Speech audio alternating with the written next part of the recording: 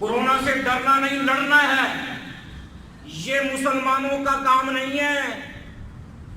مسلمان تو اللہ کے بھیجے ہوئے حالات کی طرف آ کر اللہ سے معافی مانگتے کہ اے اللہ ہم اس قابل نہیں کہ ہم تیری آزمائش پر پورا اتر سکیں، اے اللہ ہم اس قابل نہیں کہ تیرے امتحانات پر پورا اتر سکیں، اے اللہ ہم اس قابل نہیں، ہم کمزور ہیں، ضعیف ہیں، ناتواں ہیں، ان حالات کا مقابلہ نہیں کر سکتے۔ اللہ کہتے ہیں حالات اس لیے بھیجے کہ تم جھک جاؤ، تم کیا کرو؟ جتنی قوموں کے واقعات قرآن کریم میں مذکور ہیں نا جی، اللہ کہتے ہیں میں نے ساری قوموں کے واقعات اس میں بیان کیے۔ جتنی اقوام کے واقعات مذکور ہیں قرآن مجید میں، ان میں سے صرف ایک قوم تھی جس کو اللہ نے بچا دیا، عذاب کا فیصلہ کر کے، عذاب کا اعلان کر کے پھر اللہ نے معافی دے دی۔ وہ کون سی قوم ہے؟ حضرت یونس علیہ السلام کی قوم۔ حضرت یونس علیہ السلام 6 سورتوں میں اللہ تعالیٰ نے ان کا ذکر کیا۔ قرآن مجید کی ایک مستقل سورت کا نام اللہ نے ان کے نام پہ سورہ یونس رکھ دیا۔ اپنی قوم کو دعوت دی کہ جس طرف تم جا رہے ہیں یہ اللہ کی نافرمانی سرکشی کا راستہ، یہ اللہ کی بغاوت کا راستہ، واپس پلٹو، اللہ کی طرف آؤ۔ قوم نے کہا یونس تو اپنا کام کر، ہمیں اپنا کام کرنے دے۔ حضرت یونس علیہ السلام اللہ کے سامنے عرض گداز ہوئے۔ اللہ نے فرمایا اس قوم کو الٹیمیٹم دے دو، 3 دن کے اندر اندر عذاب آئے گا، 3 دن کے اندر عذاب آئے گا۔ حضرت یونس علیہ السلام نے اپنی قوم سے کہہ دیا بھی اب تیاری کر لو، اللہ کا عذاب آنے والا ہے۔ رات کو قوم نے مشورہ کیا، انہوں نے کہا یونس جھوٹ نہیں بول سکتا،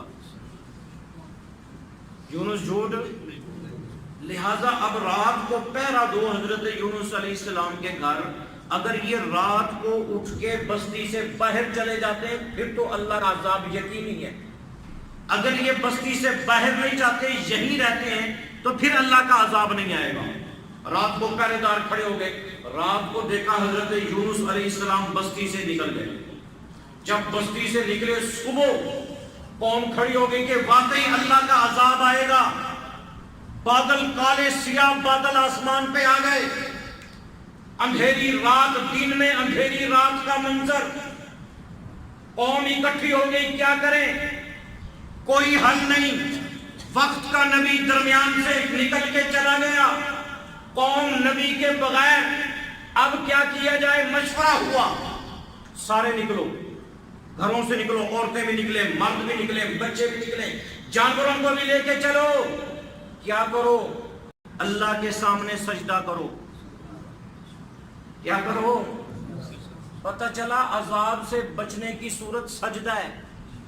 یہ نہیں ہے کہ مسجدیں بند کر دو، یہ کوئی حل نہیں کہ مسجدوں کو تالے لگا دیے جائے، نماز جمعہ نہ ہو، نماز با جماعت نہ ہو۔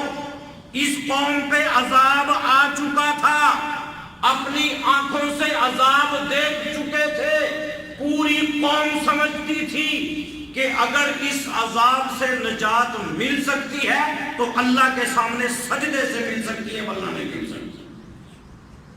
اچھا جب سجدہ کیا نا قوم نے، یہ سجدے میں روئی، گڑ گڑائی، اللہ کے سامنے آنسو بہائے، اللہ نے عذاب واپس بھیج دیا، سروں پہ آیا ہوا عذاب واپس۔ اب حضرت یونس علیہ السلام آئے، ان کو تو اللہ نے کہہ دیا تھا عذاب آئے گا، ان کو پتہ چلا کہ میری قوم تو صحیح سالم ہے۔ اس قوم کا قانون تھا کہ جو آدمی جو بات کہے اگر تو وہ سچ ہے تو اپنی سچائی پر گواہ پیش کرے، اگر گواہ نہیں پیش کرتا تو اسے قتل کر دیا جاتا تھا۔ یہ قانون تھا اس قوم کا کہ جھوٹ۔ ہماری قوم حضرت یونس علیہ السلام نے دیکھا کہ عذاب، اللہ نے مجھے کہا تھا عذاب دوں گا، اب عذاب تو آیا نہیں، اب میں جو ان میں جاؤں گا یہ مجھے کہیں گے ہاں بھی تو نے ہمیں کہا تھا عذاب آئے گا، عذاب تو نہیں آیا، اب اپنی اس بات پر گواہ پیش کر، گواہ تو کوئی تھا نہیں۔ اس خوف سے حضرت یونس علیہ السلام چلے گئے۔ وہ آگے واقعات سنتے رہتے ہیں، کشتی میں بیٹھے تو کشتی میں سے سمندر میں کود گئے اور مچھلی کے پیٹ میں چلے گئے۔ اللہ فرماتے ہیں لَلَبِثَ فِي بَطْنِهِ إِلَى يَوْمِ يُبْعَثُونَ، حضرت یونس علیہ السلام قیامت تک مچھلی کے پیٹ میں رہتے۔ فنادا فی الظلمات، 3 اندھیروں میں انہوں نے پکارا تو کس کو پکارا؟ اللہ الہ الا انت سبحانک انی کنت من الظالمین۔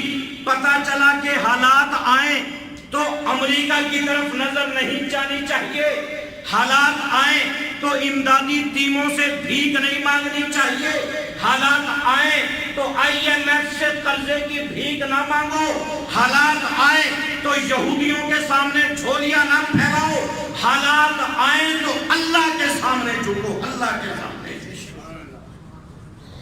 یہ حالات کے حل ہونے کی جگہ مسجد، حالات کے سنورنے کی جگہ مسجد، حالات